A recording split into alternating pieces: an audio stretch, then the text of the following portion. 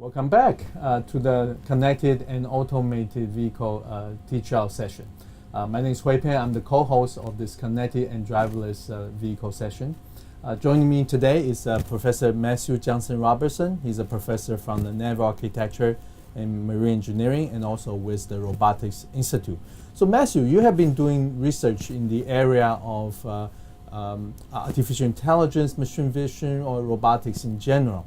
So people always ask the question, why driverless vehicles are happening right now? Sure. I think it's a really interesting time for the technology, and I think it's an interesting time in a lot of ways. But I think the reason why we're seeing this big push now is there have been a couple big changes. Sensors have gotten significantly better than we had about 10 years ago. Computing power has been improved significantly. I think one of the biggest things is algorithmically, we've figured out a lot of things that were kind of almost unsolvable even a decade ago. And so I think it's the combination of all those things simultaneously that's really led to what we're seeing in kind of the current days of driverless cars. One of the other things I would say is that there's been a big push commercially to think about what the impact of this would be if we're able to bring it to market. And I think the resources brought to bear on the problem have been much more significant than ever before. And I think really all of those things have made the technology advance at a much faster pace than I think anybody was thinking would be possible. Okay, so I'm going to give you a really tough question. Sure. So machine vision, deep learning, perception, a lot of people are excited about this. What are the current status? What are the major challenges remaining? Well, we've come a really long way, particularly in machine learning. And I think one of the great things about that is that it's advanced computer vision an incredible amount. And the things we're capable of doing now were again, unthinkable even a decade ago. One of the big pushes there has been deep learning, and deep learning has really changed a lot of the ways that we approach certain vision problems, computer vision problems, and it's made a lot of things that were, again, difficult much easier. I think one of the big limitations of that is that while we've gotten much more accurate in the way we're able to classify and understand visual data, there are still challenges when it comes to deploying driverless cars using that technology. So while vision is employed in many of the vehicles, you'll still see kind of a reliance on other technologies, things like LiDAR, things like automotive radar. And so we're seeing more vision and certainly more artificial intelligence brought into driverless cars, but there's still a ways to go. One of the big pushes, and I think one of the ways we got to where we are now in deep learning has been this sort of massive amounts of data that we're able to gather and able to label.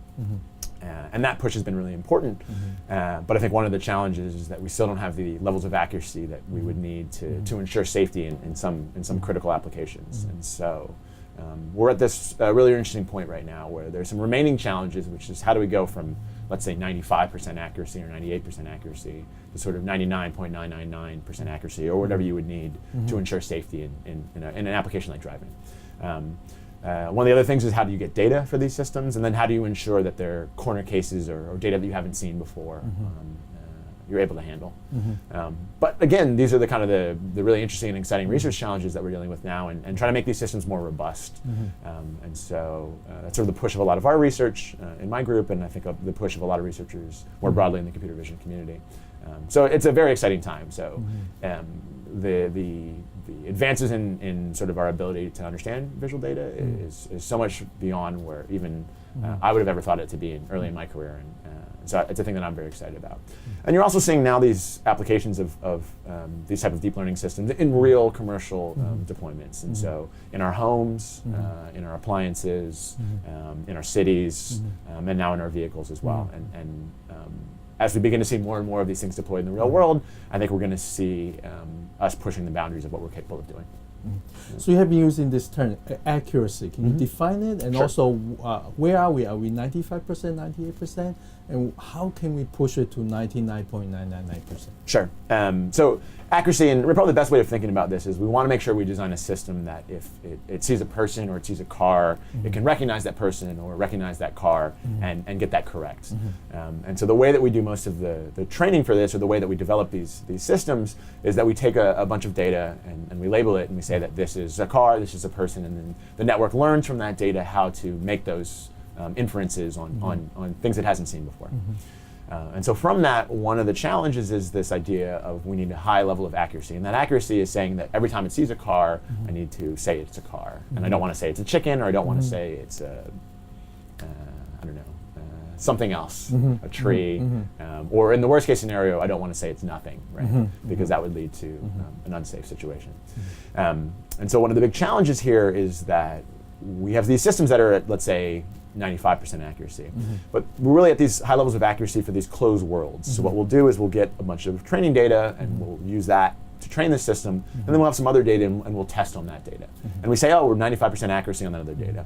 And I think one of the real challenges and sort of where we are and one of the most important problems is how well does that data represent all the data you expect to see in the world? And how do we go about understanding whether or not the accuracy we see in this closed world is going to be representative of the accuracy we expect when you're out on the street?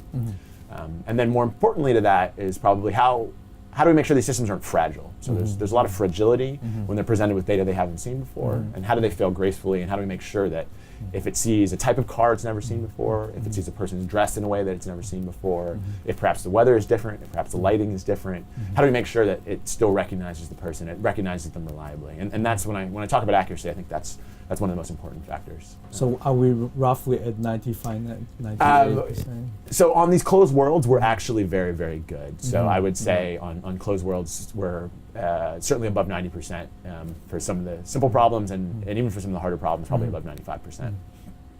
I've never read a paper in computer vision that has 99.999% accuracy. And so one of the real challenges is we're really in sort of an unknown realm there.